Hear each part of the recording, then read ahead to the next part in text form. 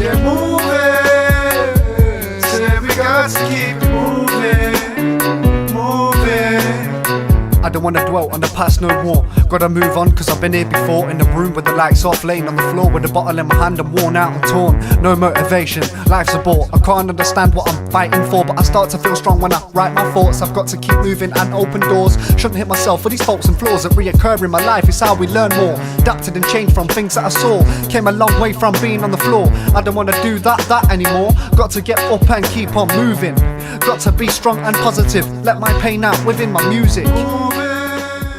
Royzy, you're tuned into the City of Liverpool online radio station. That was a sick track from Loca. It's called Moving. My man's from Leicester. Go check that out. Go subscribe to his channel. He's looking for new fans. But I just want to say I got my guy here. Goes by the name of Rakeem Abuji. Obviously spoke about. I thought he was Egyptian. He's not Egyptian. Got a bit of Nigerian in him. Hebrew. But brought my man on the show. He's going to talk a little bit about what he's up to. And maybe even get a live lounge off him later on in the show, yeah. Sounds good to me. But I just want to explain a little something.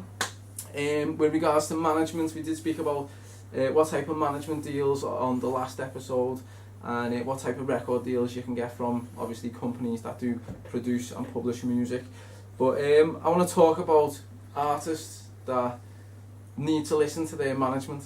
Okay, so you know, if you're an artist and you've got a manager or a record company that obviously run your music, then you know, you can't go around booking all your own shows. You can't book your own shows.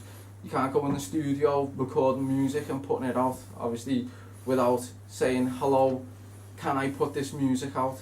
Because the record label will have a vision for you of where they see you and what they want you doing, okay? And I'm pretty sure that they won't want you at all the open mics performing for free when obviously they're trying to catch a check off a big show for you. You know what I mean? That's just the way it is.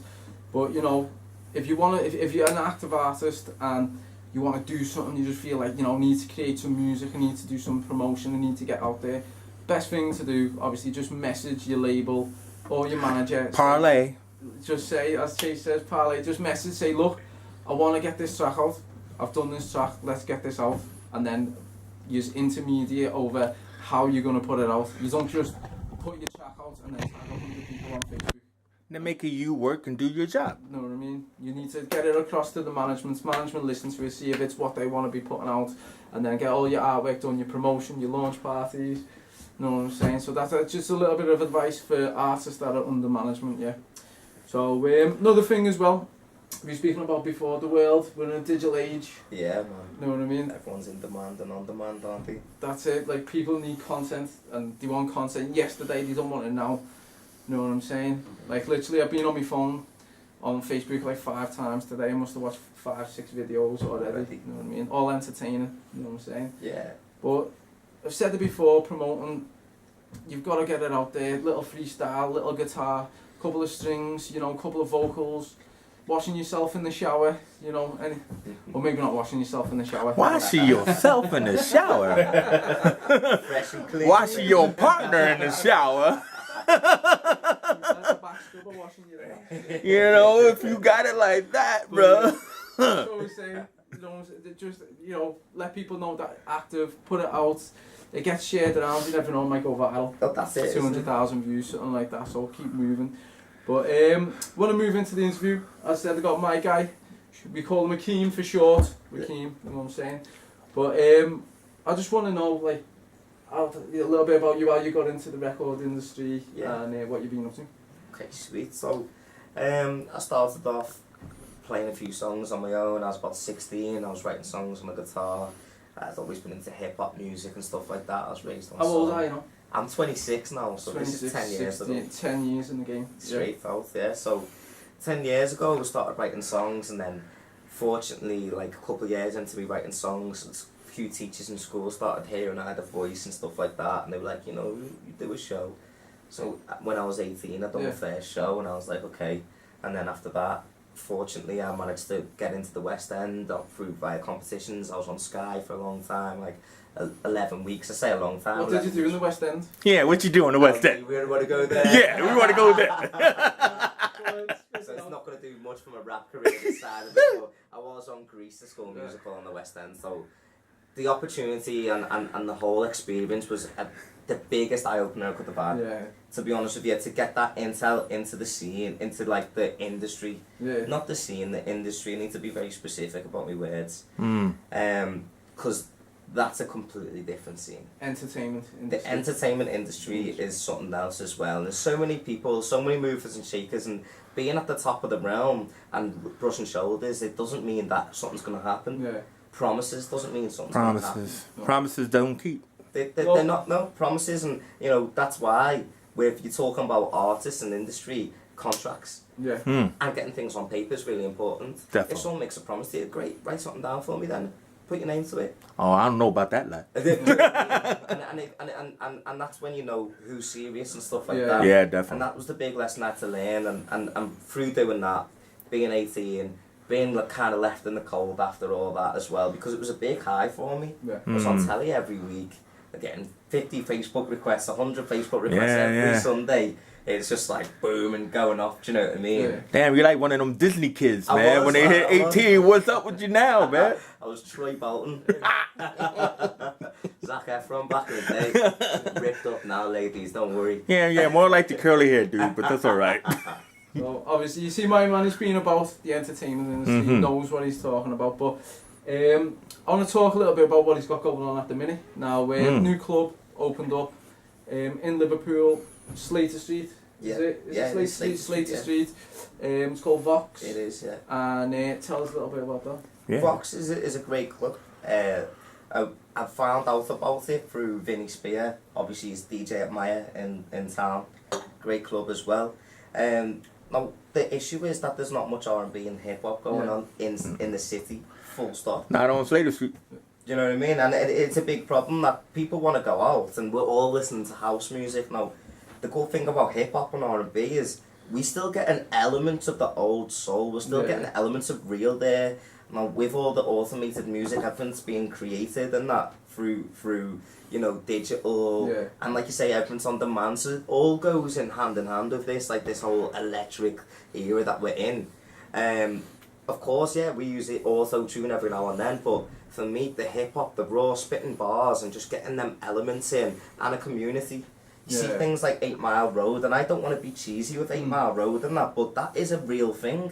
This is where hip-hop comes from, this is where rap comes from. So if we've got a city here, I believe the city needs a place where we can show who we are as well, which is why I wanted to speak to you when we spoke already about stuff, you know, we're not going to talk about that too much. Yeah, man, that's off camera. We like to keep that all on the low, but there's lots of people involved and want to get involved in that as well, so, you know, what I really want to do is get that place, Vox, to be a community for the R&B hip-hop scene, for the students to come in and know that Liverpool's got its arms open to talent, and if they want to come up and spit bars as well, or get their tracks played in places, so we can get them PRS deals and PPL deals going to make money for the artists as well. So when's it starting then, right? What about the open mic you were saying?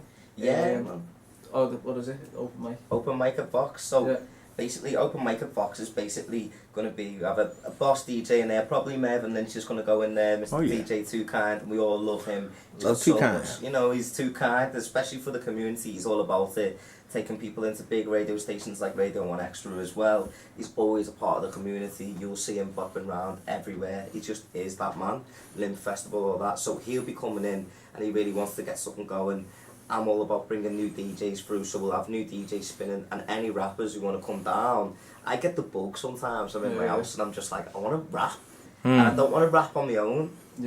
So I can phone one of the boys and say, come round and have a rap. So there's going to be a place where anyone can come down and spit bars without any notice, just turn up. So like what night of the week is that then? That's going to be a Thursday night.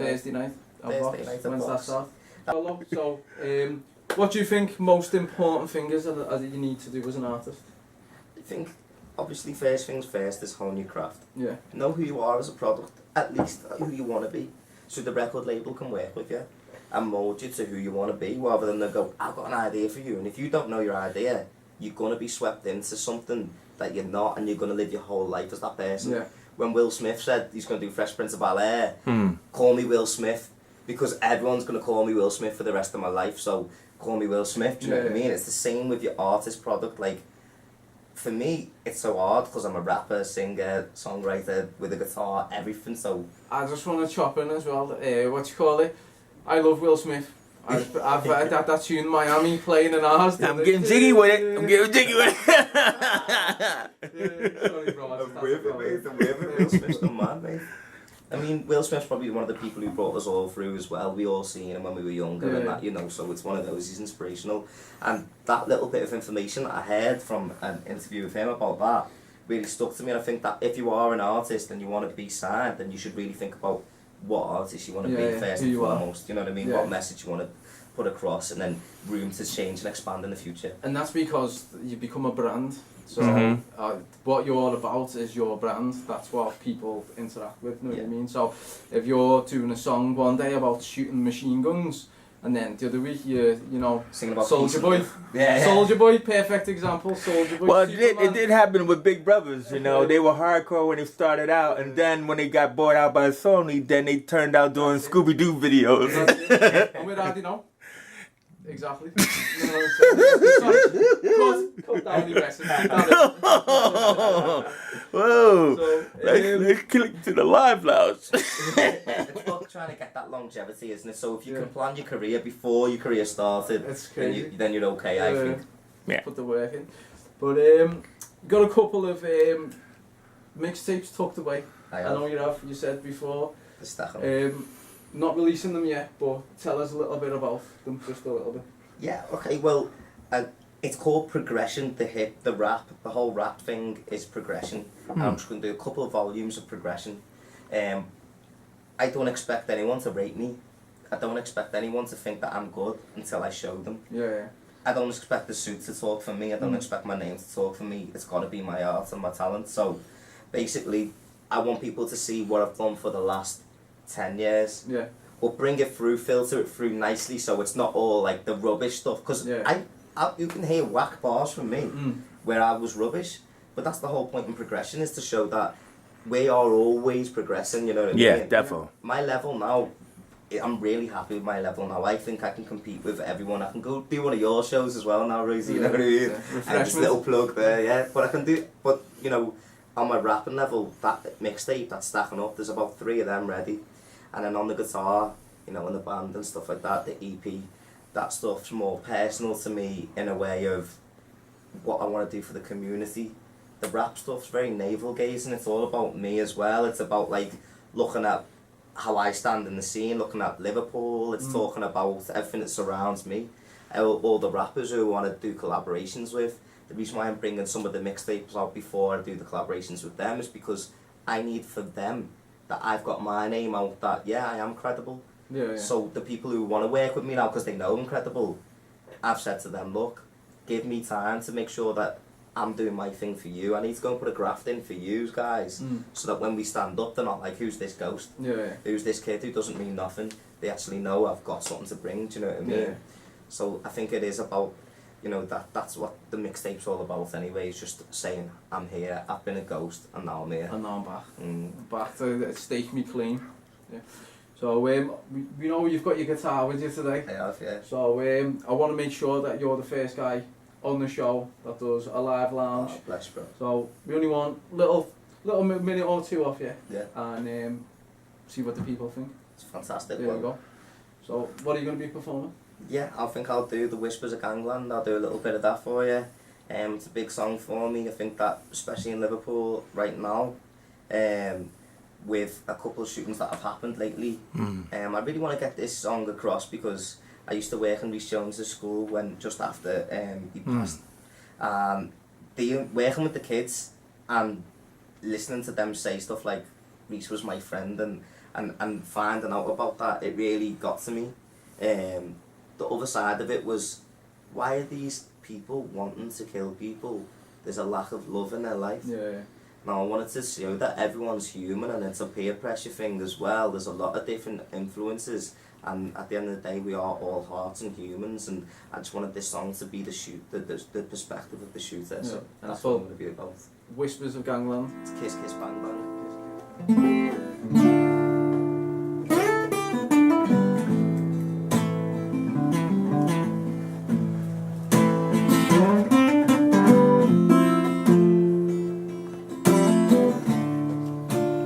They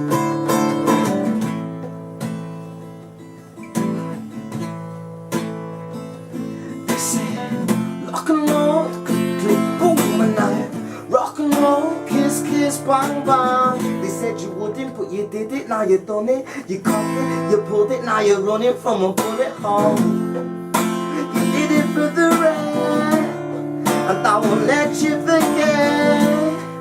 It's the catch-22 and you're messing with tools. It's yourself that you're shooting. Kiss kiss bang bang. I hear the whispers of gambler.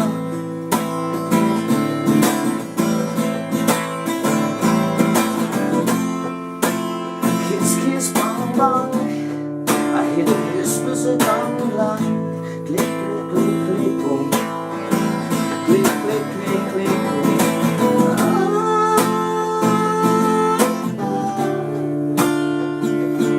I hear the whisper. Yeah, yeah.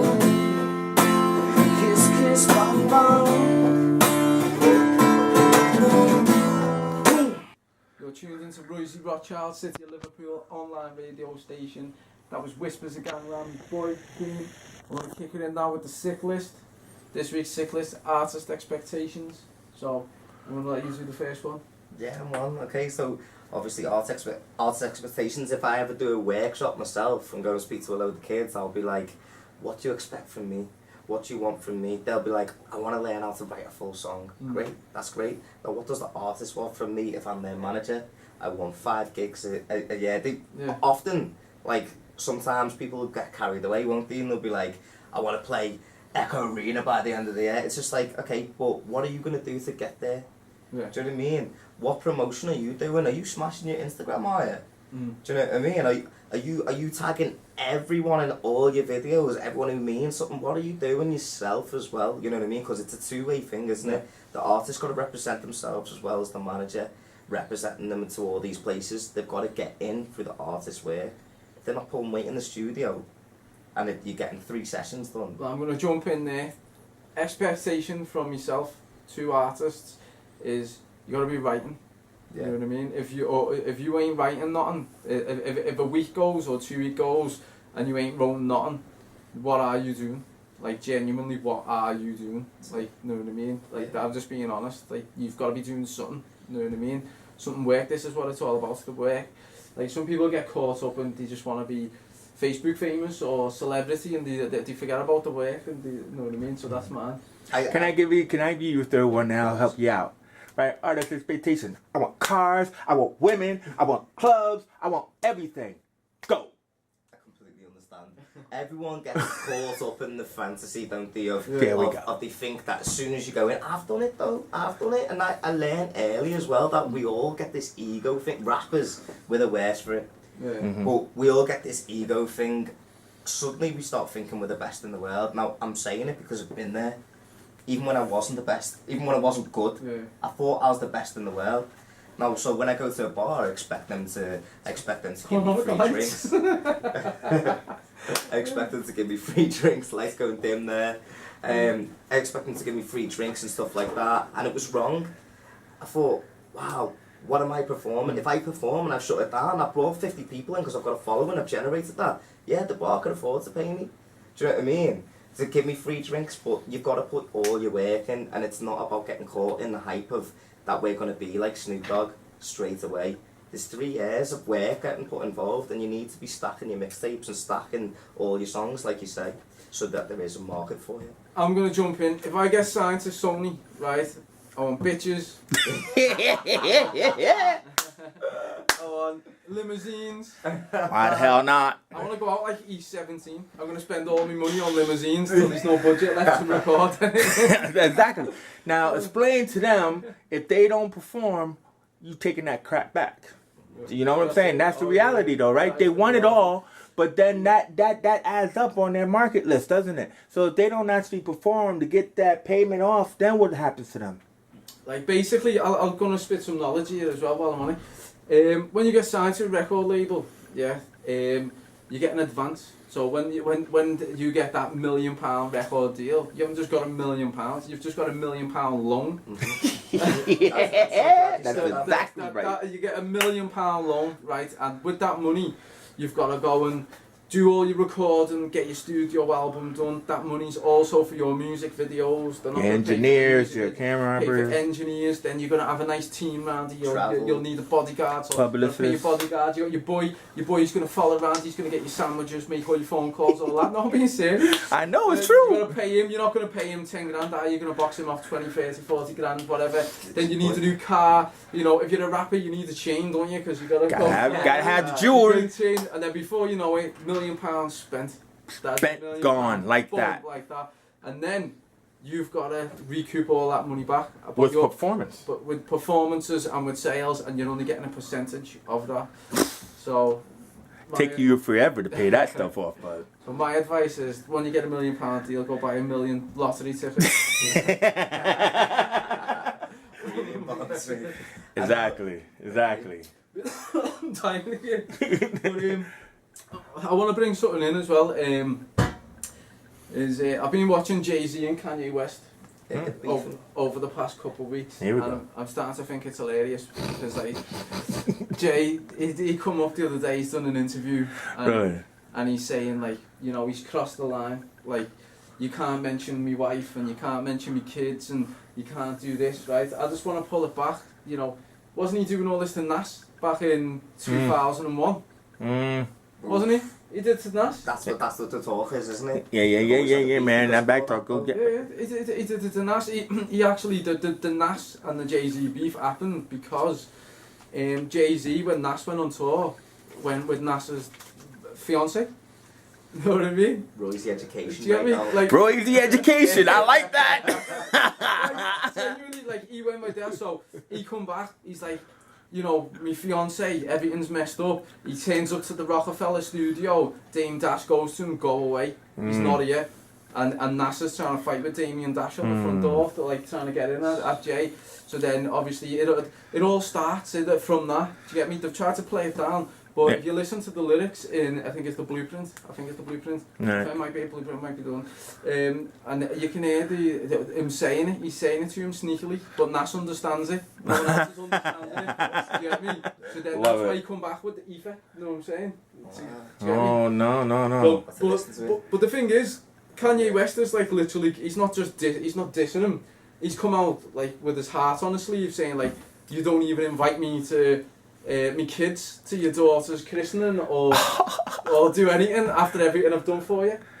You know what I'm saying? But the thing is, Jay didn't even want Kanye to come out.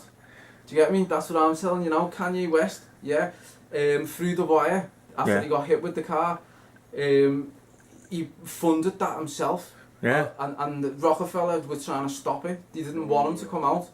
They only signed Kanye West to Rockefeller to keep him on board for the beats. And then he went and brought that out, released it all himself. So now he's a known artist, everyone knows him.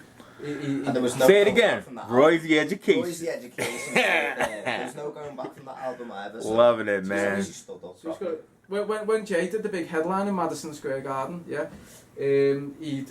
everybody on Rockefeller got tickets, free tickets to come and watch Jay. And Kanye messaged them, texted them, where's my free tickets? And he said, Jay messaged them back, get them on the door. Like, that's your boy, you know what I mean? I'm doing that, it's not really... Not your boy for long, bro. Not your boy for long. But I do kind of like it how it shows their age that, like, they're arguing about, you didn't invite me to your kid's party. You know what I'm saying? Well, that's the thing with the scene, with all the hip hop scene moving forward now, isn't it? Yeah. Well, I mean, you know, the brothers are older, man. You know what I mean? Did I ramble on them? Yeah, a little bit, man. It's time to go. Anyway, I just want to say nice one for tuning in. Obviously, get the subscriber in now. It's down here somewhere. I think, it's here. No, man. You know, it goes right along there. Yeah. Comment if you want to answer anything in the next show. Comment, and obviously we'll answer that. But I just want to say nice one to me boy. Yeah, man. Thank you Rakeem very for much. coming in. Also, yeah, man. Big shout out to the Vox on what nights it is? Thursdays, every Thursday, we're going to be having an open mic night come down at Vox, Stanley Street. And if you want to get me on Facebook, Rakeem Lewis Abaru, Lewis, and if you can spell the name, then good. Yeah, that'll be hard, but you know, we'll put it on the screen. All right. right, man. Close us out, man. City Liverpool online radio station. You're tuned into Royzy Rothschild. Peace. Peace.